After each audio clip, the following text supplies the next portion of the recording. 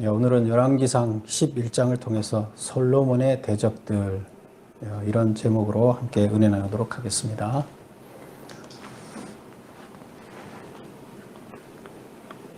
우선 열왕기상 전체의 그림을 한번 그려보겠습니다. 열왕기 전체 그림, 그것을 보기 위해서 주보 맨 앞 페이지를 한번 보겠습니다. 열왕기 상하의 구조, 이런 제목으로 그림을 도표를 그려놨습니다. 보면 맨 아래 보면 열왕기 상이 있고 좌측의 상, 열왕기 우측의 하, 이렇게 청색 글씨로 써놨죠. 그래서 좌측에 보면 첫 번째 그 열왕기 상 위에 보면 연도가 있고, 연도 위에 보면 장수가 있어요. 1장부터 11장, 그 다음에 12장부터 22장, 그쵸? 그게 이제 열왕기 상의 장수예요.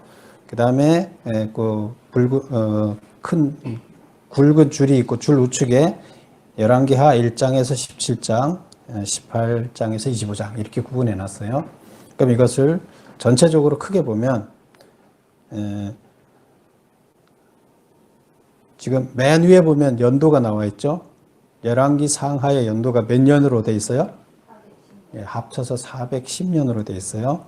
근데 보면 통일왕국 40년 앞에 보면 먼저 통일왕국 40년 1장에서부터 11장까지 기록되어 있는데, 이건 누가 통치할 때일까요? 통일왕국 40년은 누가 통치할 때일까요? 1장에서 11장까지 솔로몬이 통치할 때죠. 지금 우리가 솔로몬을 배우고 있죠. 그래서 오늘 11장을 배우는데 11장에서 솔로몬의 통치가 종료되는 거예요.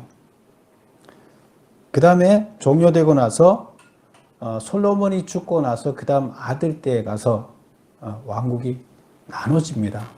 지금은 통일 왕국이었는데 나눠져서 분열돼요. 그래서 솔로몬이 죽자마자 솔로몬의 아들 르호보암이 있는데, 르호보암이 전체 왕이 되지 못합니다. 그래서 나눠져서 남유다와 북이스라엘로 이렇게 나누어지게 되는데요. 그래서 그 12장부터, 열왕기상 12장부터 22장까지는 무슨 내용일까요? 통일 왕국이 아닌 분열 왕국의 이야기가 이제 나오는 거예요. 그 다음에 계속 이어서 열왕기 하 1장에서 17장까지도 분열 왕국의 이야기가 계속 진행되고요. 그 다음에 18절부터 25절까지는 남유다만 나와요. 왜 남유다만 나올까요? 북이스라엘이 망했기 때문이에요. 북이스라엘이 먼저 망하고 남유다만 살아남는 거예요. 그 다음에 나중에 맨 끝에 가면 남유다가 어떻게 돼요? 남유다도 망합니다. 그래서 이스라엘이 전체가 폭망을 하는 겁니다. 그 폭망하면 어떻게 돼요? 포로로 잡혀가는 거죠. 나라가 망하고 땅은 다 잃어버리고 백성들은 포로로 끌려가게 됩니다. 그래서 이스라엘이 쫄딱 망하는 겁니다. 어떻게? 뭐 때문에 망하는 거예요? 너희들이 내 명령을 따라 내 법대로 살면 계속될 것이지만, 너희 나라가 계속될 것이지만, 그렇지 않으면 너희 나라를 망하게 할 것이다. 이게 하나님의 법이에요. 그래서 이렇게 망하는 모습을 보여주고 포로 생활로 들어갑니다. 이제 끝난 거잖아요, 그러면. 근데 끝난 게 아니다.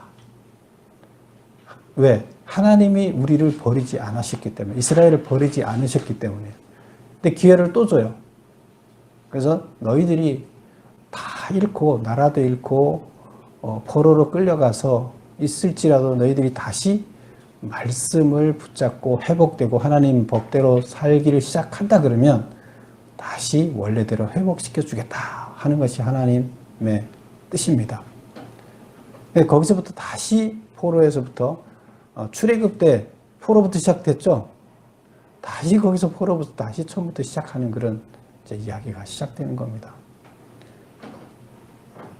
그래서 이런 이야기가 열왕기 상하의 전체적인 구조예요. 그러면 오늘은, 지금 오늘 우리가 11장이면 뭐 하는 부분이라고요? 통일 왕국이 끝나는 지점. 솔로몬이 죽음과 동시에 통일 왕국은 끝납니다. 이제 이런 구조에서 이런 분위기에서 솔로몬의 통치를 마감하는 정리하는 장이 11장입니다. 11장이 어떻게 정리가 되는지 우리가 오늘 살펴보도록 하겠습니다. 근데 제목이 뭐예요? 11장 오늘 제목이 뭐예요? 솔로몬의 대적들. 결국 어떻게 된다는 거예요? 솔로몬의 대적들이 지금 나타나는 걸로 결론을 맺는 거예요. 솔로몬의 통치가 왜 그렇게 됐을까요? 솔로몬이 하나님의 법대로 살지 않았기 때문이죠. 곧 솔로몬이 어떻게 사는가 하는 것은 솔로몬은 이스라엘의 대표자잖아요. 이스라엘이 어떻게 사는가를 얘기하는 거예요. 그래서 이스라엘이 제대로 살지 못해서 이스라엘을 대적하는 자들이 일어나서 이스라엘을 멸망시키려고 하는 그런 모습으로 끝나는 거예요. 솔로몬의 통치가. 그리고 그 다음에 이제 망하기 시작하는 걸로 갑니다. 우리가 열왕기서 처음에 시작할 때 첫 번째 사건이 뭐였었죠? 다윗이 몸이 식어서 따뜻해지지 않아서 젊은 여자를 데려서 몸을 데피는 그런 이야기가 나왔었죠. 그게 무슨 이야기라 그랬어요? 그런다고 해서 솔로몬이 다시 살아나나요? 젊어질 수 있나요? 피가 다시 돌면 회복될 수 있나요? 안 된다는 거죠. 지금 이스라엘의 모습이 바로 죽어가는 솔로몬의 모습과 같아 하는 것을 이 전체 분위기를 그랬는데 지금 그런 모습으로 계속 진행돼 가고 있는 겁니다. 자, 그러면 첫 번째 이야기, 오늘은 크게 두 가지 이야기로 나눠져요. 그래서 앞부분에 있는 1절부터 13절까지 이야기는 솔로몬이 타락하는 이야기가 나와요. 그래서 솔로몬의 그 업적을 결론을 짓는 장에서 솔로몬의 타락 이야기를 전반에다 놓습니다. 타락했기 때문에 후반에는 어떤 이야기가 주어지느냐? 하나님의 심판으로 결국 대적이 일어나서 솔로몬을 멸망시키려고 하는 분위기로 마감됩니다. 그래서 그 대적들이 14절부터 40절까지 대적들이 일어나서 그 대적들이 일어나는 모습을 보여주는데 그 대적이 크게 이제 세 사람으로 나타납니다. 첫 번째 그 나오는 두 개 대적은 외부의 대적이에요. 그래서 외부의 대적에서 에돔에서 그 하닷이라는 사람이 대적이 하나 일어나고 그 남쪽이죠. 에돔은. 그 다음에 이스라엘 북쪽에서는 소바라는 나라에서 르손이라는 사람이 대적으로 일어나는 이야기. 그래서 이건 외부죠. 이스라엘 내부가 아니라 외부에서 이제 대적이 일어나서 이스라엘을 위협하는 이런 상황. 그 다음에 내부에서 또 25절부터 26절부터 나오는 이야기는 내부에서 대적이 일어나는 이야기입니다. 내부에 여로보암이라는 걸 원래 그 솔로몬의 그 신하였는데 여로보암이라는 신하가 하나님의 명을 받아서 10개 그 지파의 그 10개 지파를 하나님이 너한테 주겠다. 그의 왕이 되도록 해주겠다. 하는 약속을 받습니다. 그러니까 그 상황을 알게 된 솔로몬이 어떻게 합니까? 그를 가만히 두려고 안 하죠. 그래서 도망가서 대적으로서 애굽에 가서 성장해 가고 있는 이런 이야기가 나옵니다. 그리고 이제 마지막에 41절부터 43절까지 솔로몬이 죽는 이야기로 마무리가 되고 있습니다. 전체적인 그림이에요.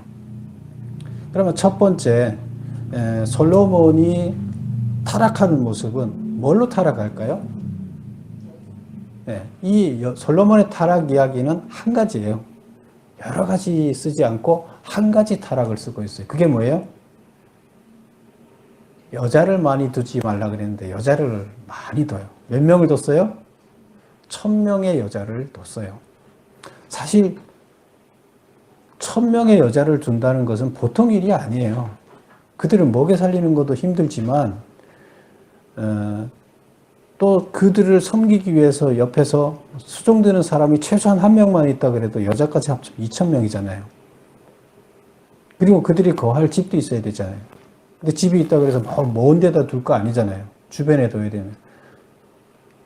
그럼 엄청난 고대에서는 이게 엄청난 거예요.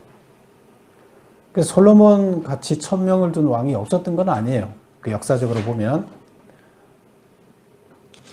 역사적으로 보면 1300명을 둔 기록도 나와 있어요. 우리나라에는 몇 명이었어요? 의자왕은? 3000궁녀였죠. 예. 어쨌건 성경에서는 솔로몬처럼 많은 여자를 둔 왕은 없었어요. 그래서 솔로몬의 타락은 많은 여자를 줌으로 해서 타락한 이야기가 나옵니다. 자, 그러면 1절을 한번 볼까요?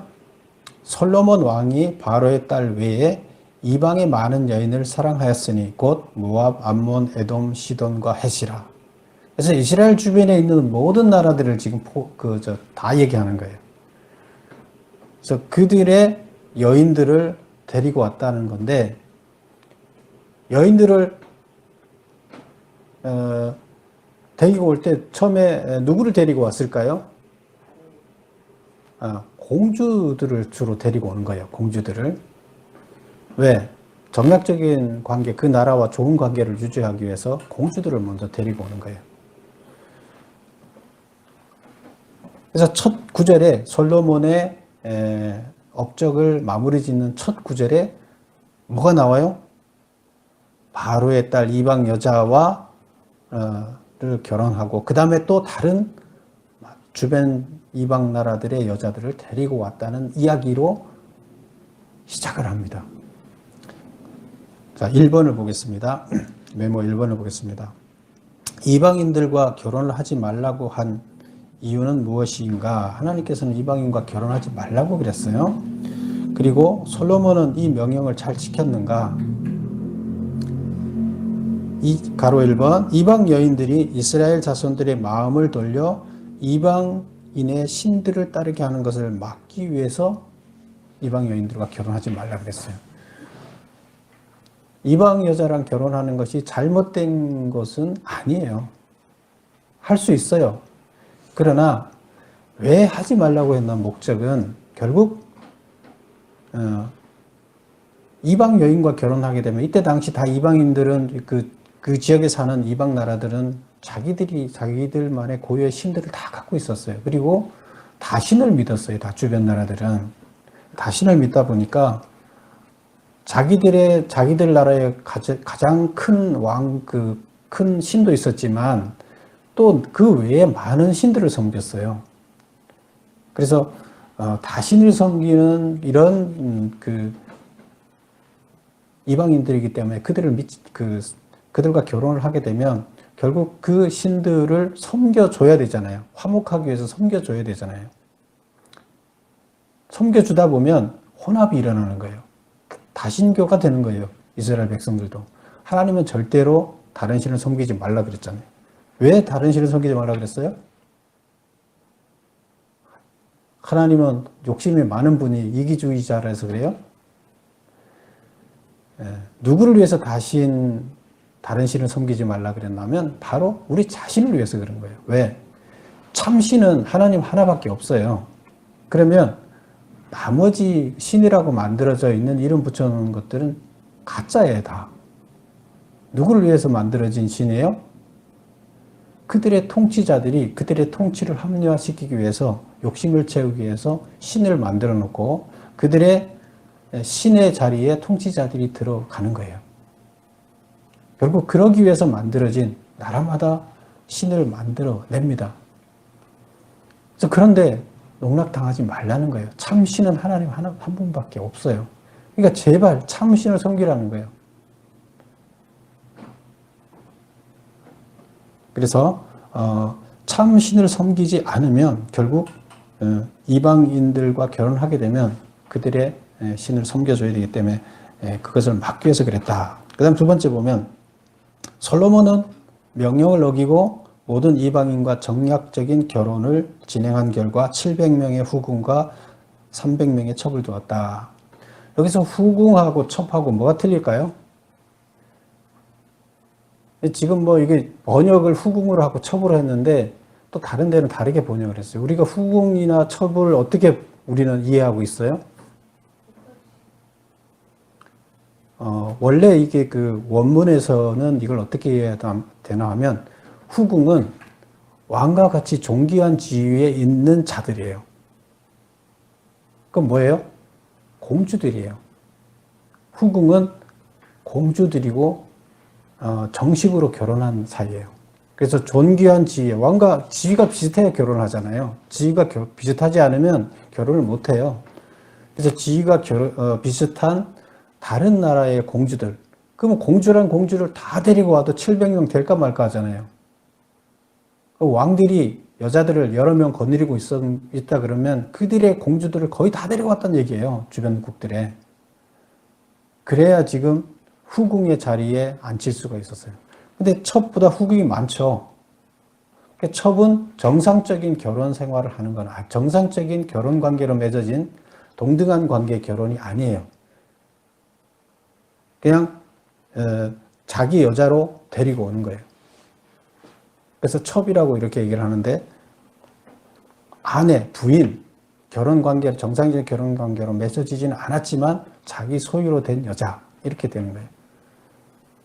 그래서 첩은 좀 수준이 떨어지는 여자라고 보면 되죠. 근데 후궁은 귀족층, 그 왕비들이라고 보면 주변에 있는 왕들의 그럼 뭐 그렇겠죠.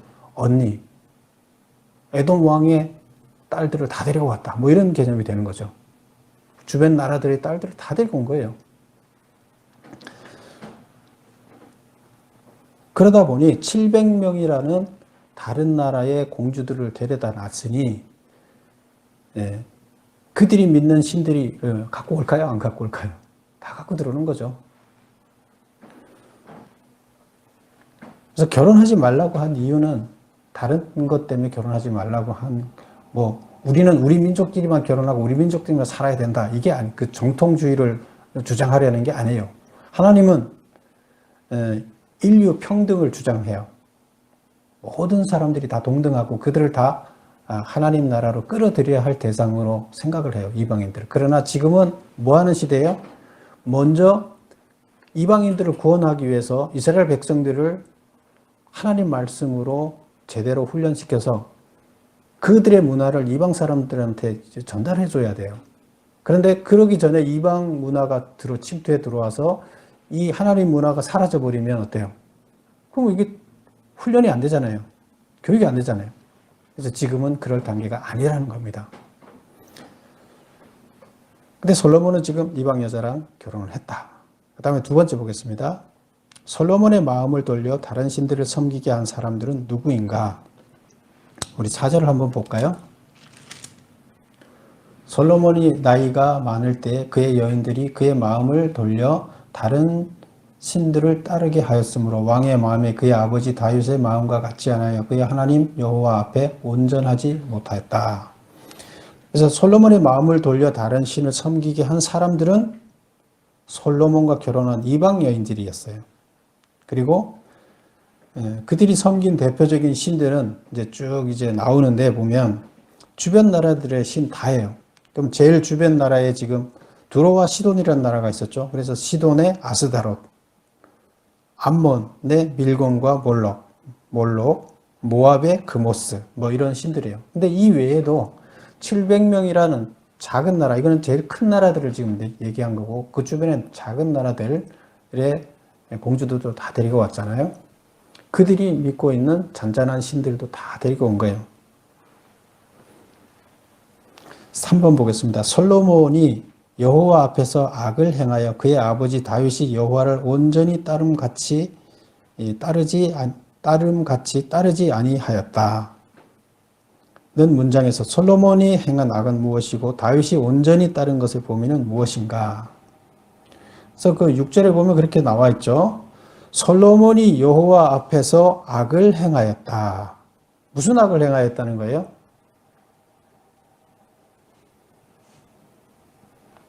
이방신을 섬긴 거죠. 이방 여자랑 결혼하지 말라고 했었는데 결혼하고 그리고 그들이 가지고 온 이방신을 섬긴 거죠. 그게 이제 악을 행하였다 이렇게 보는 거예요. 그 다음에 그의 아버지 다윗이 여호와를 온전히 따름같이 따르지 아니하였다. 지금 다윗은 온전히 여호와를 온전히 따랐다 이렇게 하고 있어요. 그러면 다윗이 여호와를 온전히 따랐다는 것은 완벽했다는 얘기인가요? 다윗의 삶이? 여기서 다윗은 온전했다, 완전했다. 그러나 솔로몬은 그렇지 않았다. 이렇게 표현하고 있는데 여기서는 무슨 말이냐 하면 두 번째 보세요. 다윗이 온전했다는 것의 범위는 이방인의 신들을 섬기지 않았다는 면에서 온전했다는 뜻이다.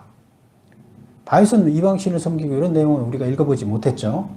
그래서 그런 부분에서는 하나님 외에 다른 신을 섬기지 않은 것에서는 온전했다 이런 거예요. 근데 솔로몬은 전혀 반대죠. 다윗은 다른 쪽에서는 범죄를 많이 했죠. 그래서 모든 면에서 완벽했다 얘기가 아니라 솔로몬과 비교해 볼 때 다른 이방신을 섬기지는 않았다. 다윗은 하나님만을 섬기려고 했다. 그러나 삶에서 우리 인간들이 다 그렇듯이 완벽한 삶을 살지 못하고 죄악은 짓기는 했지만 다른 신을 섬기지는 않았다. 얘기가 됩니다. 그런데 지금 솔로몬은 그렇지 않고 다른 신을 섬겼다. 이제 이런 얘기가 됩니다. 4번 보겠습니다. 다른 신을 섬기지 말라는 경고를 무시한 대가는 뭐냐? 다윗의 온전함 때문에 솔로몬에게 베푼 은혜는 뭐냐? 11절부터 13절에 나오는 이야기인데요.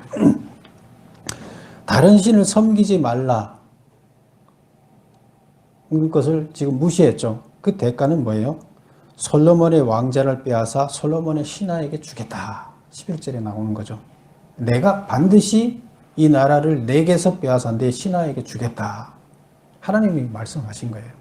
솔로몬한테 나타나서 하나님이 이렇게 말씀하신 거예요. 그게 바로 다른 신을 섬기지 말라는 경고를 무시한 대가예요. 그 다음에 그런데도 불구하고 12절 보면 그러나 내 아버지 다윗을 위하여 다윗을 생각해서 내 세대에는 이 일을 행하지 아니하고 너가 왕을 하고 있는 동안에는 내가 뺏지 않겠다. 너 아버지를 생각해서 왕권을 안 뺏겠다. 그러나 내 아들의 손에서 뺏겠다. 내 아들이 왕이 됐을 때 내가 왕권을 뺏겠다. 이제 이렇게 얘기를 하는 거예요. 뭐 때문에? 다윗을 봐서.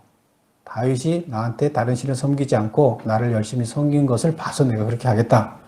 그 다음에 13절 보면 오직 내가 이 나라를 다 빼앗지 아니하고 내 종 다윗과 내가 택한 예루살렘을 위하여 한 지파를 내 아들에게 주겠다.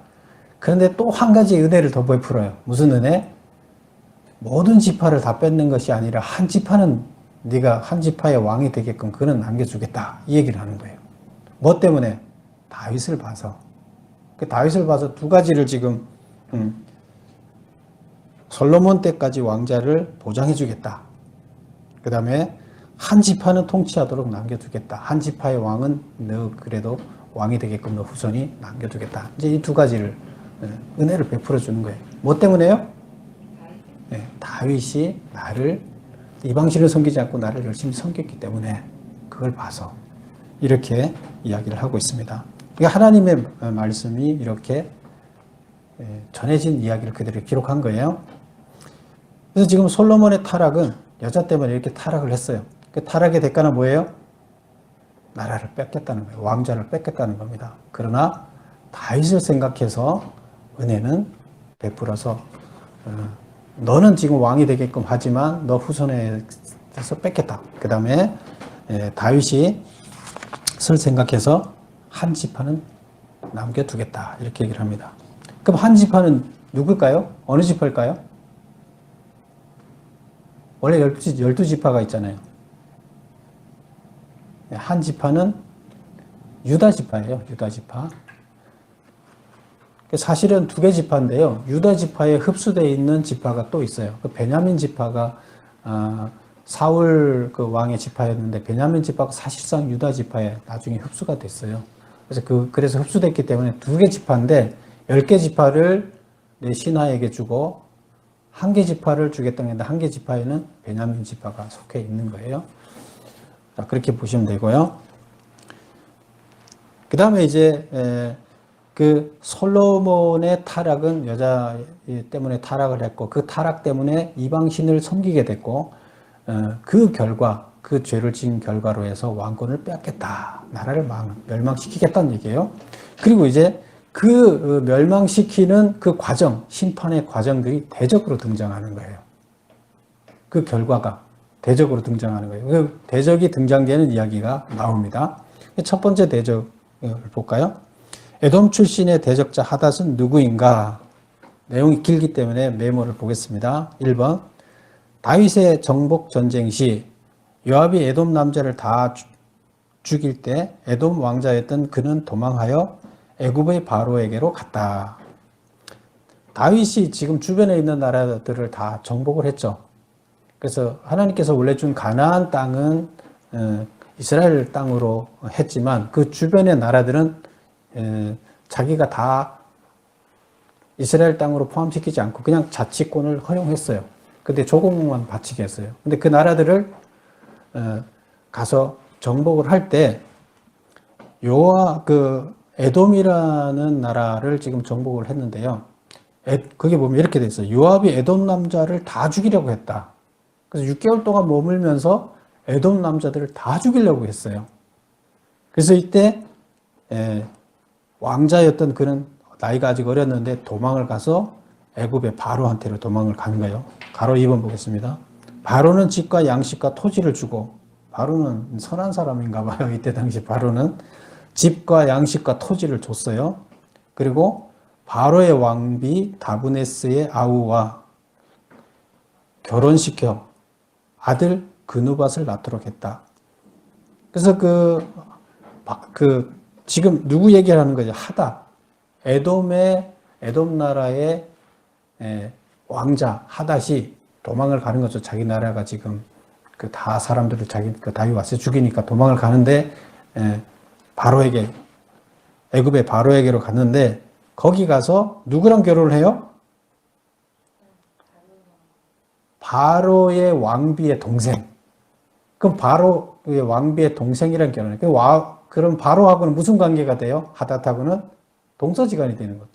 처남 매부지간이 되는 거죠. 그래서 집도 얻고 양식도 얻고 토지도 얻었어요.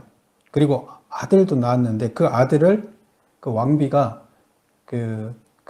왕의 바로 왕의 아들하고 같이 자라도록 해줍니다. 왕궁에서. 거의 왕자 대우를 받으면서 자란 거죠. 그래서 그 아들이 이름이 그누밧이에요. 그리고 이제 3번 보면 다윗과 요압이 죽자 고국으로 돌아와 솔로몬의 대적이 됐다. 근데 다윗이 죽었다는 소식을 듣고 나서 이제 나 고국으로 돌아가겠어. 그러니까 바로 왕이 내가 뭘 섭섭하게 해줬냐, 뭐 아쉬운 게 있냐 얘기해라. 그러니까 아닙니다. 충분하게 해줬습니다. 그러나 저는 고국으로 돌아가야 되겠습니다. 그리고 돌아와서 뭘 합니까? 솔로몬에 대적하는 일을, 나라를 회복시키기 위해서 솔로몬을 대적하는 일을 하는 거죠. 그래서 대적이 됐다. 14절 한번 읽어볼까요? 여호와께서 에돔 사람 하닷을 일으켜 솔로몬의 대적이 되게 하시니 그는 왕의 자손으로 에돔에게 거하였더라. 솔로몬의 대적이 되게 했다. 누가? 하나님이. 이렇게 이제 얘기를 합니다. 이것은 이제 솔로몬이 진 죄악에 대한 징계의 개념으로 등장하게 되는 거죠. 그 다음에 또 두 번째 사람이 등장합니다. 23절 보면 23절 읽어보겠습니다. 하나님이 또 엘리아다의 아들 르손을 일으켜서 솔로몬의 대적자가 되게 했다. 자, 그러면 7번 보겠습니다. 소바 출신의 대적자 르손은 누구인가?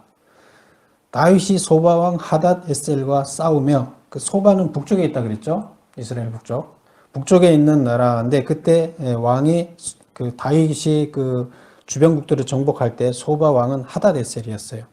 그들과 싸우고 있을 때 이 르손은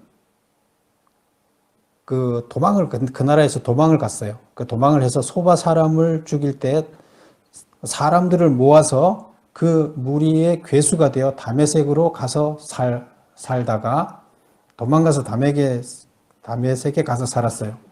그 다음에 수리아의 왕이 되어 솔로몬의 대적이 됐다. 그래서 나중에 이제 다메섹에서 수리아라는 나라를 세우고 솔로몬의 대적이 됩니다. 지금 다윗 전쟁 때 다윗이 정복할 때에 그들은 피해를 봤는데 그들이 성장해서 솔로몬 때 적이 돼서 그 나라를 회복하려고 자기들 애국 운동을 하는 거죠. 근데 이제 솔로몬 때 대적으로 나타나는 거죠. 그 다음에 이제 이것은 외부의 적이 이제 이렇게 등장이 돼 나중에 이제 후로 넘어가면 이들이 이 나라들을 침범해 옵니다. 괴롭게 합니다. 그 내용이 나옵니다. 이제 여기서는 이제 그들이 어떻게 등장했는가를 나타내주고 대적이 어떻게 등장했는가를 나타내주는 거예요. 그다음 그런 분위기 하에서 이제 내부의 대적이 또 나타납니다. 우리 26절을 볼까요? 26절. 솔로몬의 신하 느밧의 아들 여로보암이 또한 손을 들어 왕을 대적하였으니, 그래서 왕을 대적하고 신하가 일어나는 거예요. 여기서 비슷한 이름이 있어요. 솔로몬의 아들이면서 다음에 한 지파의 왕이, 두 지파의 왕이 되는 사람은 누구예요? 르호보암이에요. 그런데 지금 여기 등장하는 인물은 여로보암이죠. 이름 비슷하죠. 르호보암, 여로보암. 그래서 여로보암, 우리는 어떻게 생각하나 하면 여러 지파를 거느렸다 여로보암. 르호보암, 여로보암 있는데, 그래서 르호보암은 솔로몬의 아들로서 두 개 지파를 거느리고 여러 지파를 거느린 왕은 여로보암이다. 이렇게 이제 그래서 여자를 이런 개념으로 저는 머리에 암기를 합니다. 근데 이 여로보암을 누가 세웠을까요? 하나님이 세웠어요. 하나님이 이를 세웁니다.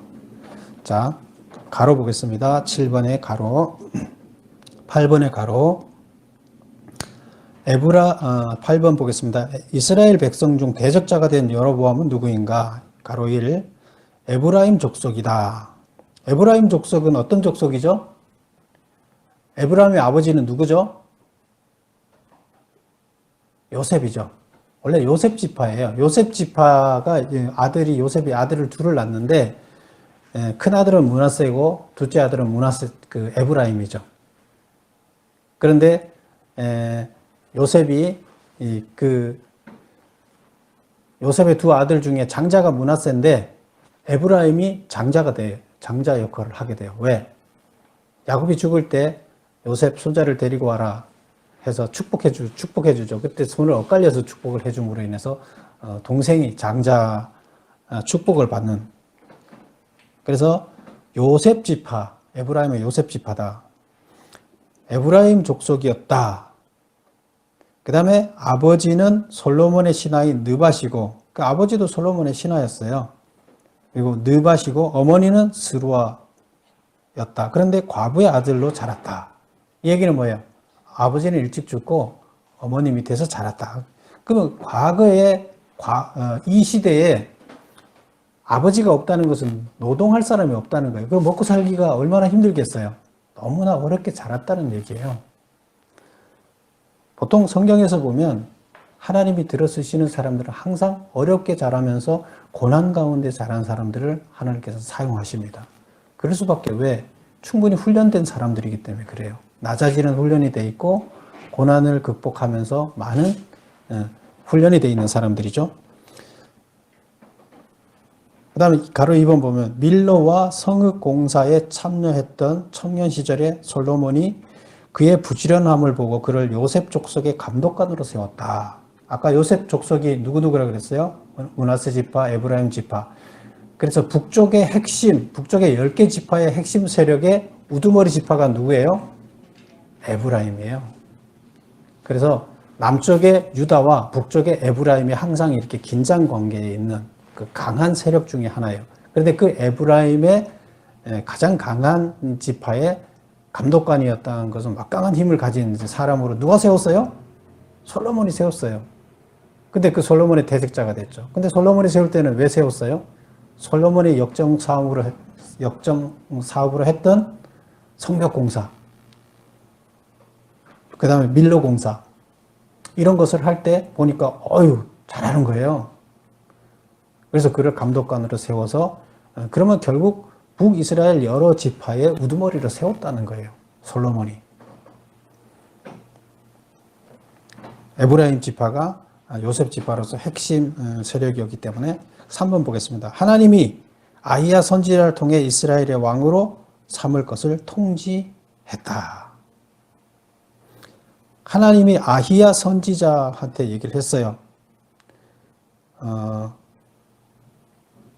여로보암을 어떻게 해라? 이스라엘의 왕으로 삼겠다. 내가 하나님이 이스라엘 왕으로 너를 삼겠다 하는 것을 가서 알려주라고 아히야한테 하나님이 얘기를 했어요. 그래서 아히야 선지자가 여로보암을 찾아가서 들판에 가서 만나서 이야기를 합니다. 하나님이 너를 선택했고 너한테 10개 지파를 줄 것이다. 그 다음에 4번. 이제 이 내용을 알게 되니까 솔로몬이 이제 죽이려고 했어요. 그래서 애굽 왕 시삭에게로 도망하여서 거기가 머물다가 솔로몬이 죽자 돌아와서 북이스라엘의 왕이 됐다. 이때 당시에 애굽은 강대국이잖아요. 그러니까 지금 피할 수 있는 것은 거기가 피한 거예요. 9번 보겠습니다.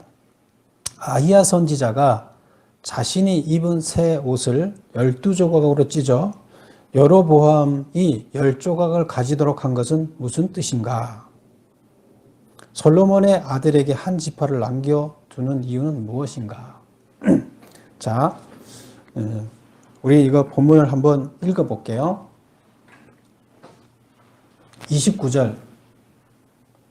29절부터 한번 읽어볼게요.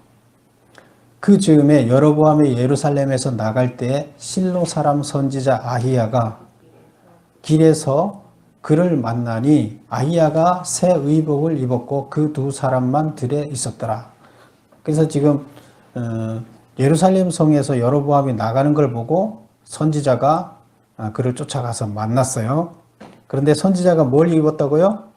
새 의복을 입고 있었어요. 선지자가 새 의복을 입고 있었다. 그 다음에 30절 보면 아히야가 자기가 입은 새 옷을 잡아 12조각으로 찢고, 그래서 새 옷을 입었는데 그걸 12조각으로 찢었어요. 새 옷은 나라를 얘기해요. 새 나라를 얘기해요. 그 다음에 12조각은 12지파를 의미해요. 12지파를 찢고 31절 여로보암에게 이르되 너는 10조각을 가지라.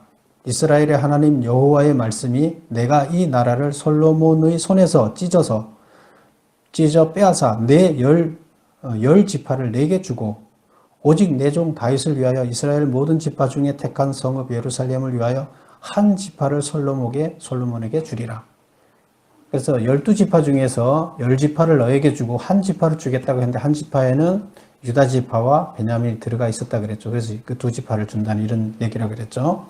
근데 그들은 지금 합쳐 있기 때문에 두 개를 구분할 수 없기 때문에 한 지파를 준다 이렇게 말을 하는 거죠. 자, 다시 9번으로 돌아가 보겠습니다. 그래서 이게 무슨 뜻이냐는 거예요. 새 옷을 12조각으로 찢어서 여로보암이 10조각을 가지도록 한 것은 무슨 뜻이냐? 1번 하나님이 솔로몬에게 10지파를 빼앗아 여로보암에게 넘겨줄 것이다. 그래서 10지파를 빼앗아서 그를 통치하게끔 왕으로 세우겠다. 이제 이 얘기가 되는 거예요. 그 다음에 두 번째 질문은 솔로몬의 아들에게 한 지파를 남겨두는 이유는 무엇인가? 그러니까 한 지파는 남겨두는 이유를 왜 남겨둬요? 다 주려면 다 주지. 하나님의 아들의 이름을 두고자 하여 택한 예루살렘에서 다윗이 항상 하나님 앞에 등불을 가지고 있게 하도록 하기 위해서다. 몇 절에 있어요? 36절에 있어요. 36절 다 같이 한번 읽어볼게요. 그의 아들에게는 내가 한 지파를 주어서 내가 거기에 내 이름을 두고자 하여 택한 성읍 예루살렘에서 내 종 다윗이 항상 내 앞에 등불을 가지고 있게 하리라. 이게 무슨 말이에요? 한 지파를 거기다가 두는데 그게 결국 다윗 가문에 한 지파를 남겨두겠다는 거예요. 왜 남겨둬요? 다윗이 계속 등불을 갖고 있게 하기 위해서 남겨두겠다는 거예요. 등불이 뭐예요? 다윗이 항상 내 앞에, 하나님 앞에 등불을 가지고 있게 하기 위해서. 등불이 뭐예요? 예, 이거 통치권이에요. 이스라엘의 통치권. 그러니까 이스라엘 통치권을 다윗 지파가 일부를 계속 갖고 있게 하기 위해서 한 지파를 남겨두겠다는 거예요. 왜 그랬을까요? 예, 하나님의 계획이 있기 때문에요. 하나님의 계획은 다윗 지파를 통해서 나중에 예수님이 거기서 예수님이 다윗 가문에서 태어나기 때문에요. 그래서 처음에 하나님께서 선택해서 어쨌건 훈련을 시킨 그 가문을 하나님께서는 끝까지 유지를 해서 예수님이 그 가문에서 탄생할 수 있게끔 하는 그 과정을 있는 것이에요. 그래서 어떻게 하든 하나님은 다양한 방식으로 오랫동안 참고 다시 훈련을 포로 생활하고 가든 뭐하든 훈련을 거듭해서 다시 회복돼서 이어질 수 있도록 하는 게 하나님의 뜻이에요. 하나님은 절대 자기가 선택한 백성을 버리지 않아요. 그런데 누가 버리는 거예요? 하나님과 계약을 맺은 다른 당사자가 하나님의 그 계약 맺은 내용을 어겨서 결국 계약이 유지되지 못하는 게 문제가 되는 거예요. 근데 설령 계약이 유지되지 못할 단계까지 갔는데도 불구하고 계약 파괴 단계에 갔다가 다시 회복해 오면 하나님께서는 그때도 기다리고 있겠다는 거예요. 그래서 하나님은 다윗 가문이 계속 다시 회복되어서 거기서 이 세상을 구원한 하나님의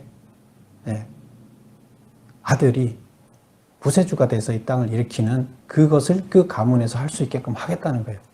이 이야기는 뭐냐면 하나님께서는 한번 선택한 가문을 선택한 하나님의 자녀들을 버리지 않는다는 이야기를 다시 우리한테 알려주는 거예요.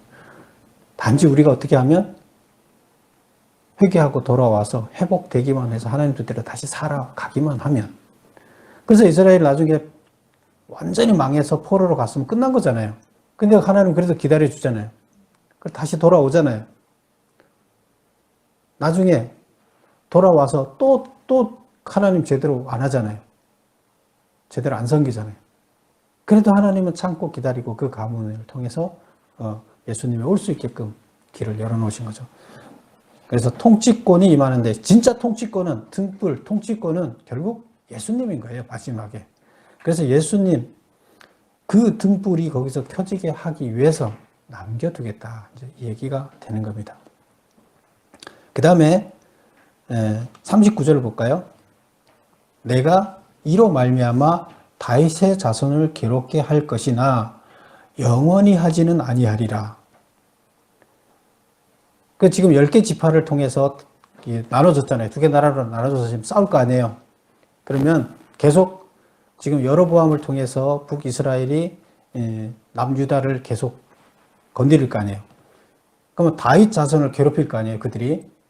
그 얘기예요. 다윗 자손을 괴롭게 할 것이나 그러나 하나님이 영원히 그를 괴롭게 하지는 않겠다. 그 얘기는 뭐예요? 언젠가는 그들이 회복되면 그 다윗 지파가 회복될 때까지는 막 괴롭히지만 그들이 회복되면 어떻게 하겠다? 그 다음에는 안 괴롭히겠다는 얘기예요. 그러면 결국에 그들이 회복되면 괴롭히는 것이 사라지는 거예요. 하나님 법대로 다시 회복되면 고통이 사라지는 거예요. 그럼 우리가 어떻게 살아야 되느냐? 하나님 법대로 살아야 된다는 거예요. 그래서 하나님은 그들을 없애버리지 않겠다. 계속 기다려주겠다. 그리고 결국에는 거기서 이 세상을 구원할 자가 일어날 수 있게끔 하겠다 하는 게 하나님의 계획이에요. 그래서 우리가 세상 살다가 우리가 올바르게 살 수 있는 사람이 누가 있어요? 잘못되더라도 솔로몬처럼 잘못되고 솔로몬처럼 이스라엘이 망하고 전 이스라엘이 솔로몬이 지금 악을 행한 것처럼 다 해서 나라가 망하더라도 하나님께서는 기다리고 계시겠다. 은혜를 베풀어 주시겠다는 거예요. 그래서 우리들은 어떻게 해야 됩니까? 우리들은 바로 모든 우리들의 선조나 우리들의 과거의 삶을 회개하면서 항상 하나님이 요구하는 말씀대로 회복되어지는 일이 중요합니다. 그것이 되었을 때 하나님의 참 자녀로 계약의 당사자로 설 수가 있고 하나님께서 우리에게 이 땅을 맡길 수가 있고 하나님의 그 일을 대행하는 자로서 이 땅에 일할 수가 있습니다. 그게 바로 우리의 올바른 삶의 모습이 되는 겁니다. 그래서 우리는 가능하면은 헛된 길로 가지 말고 하나님께서 원하시는 그 길을 찾아서 열심히 살아야 될 것입니다. 기도하겠습니다.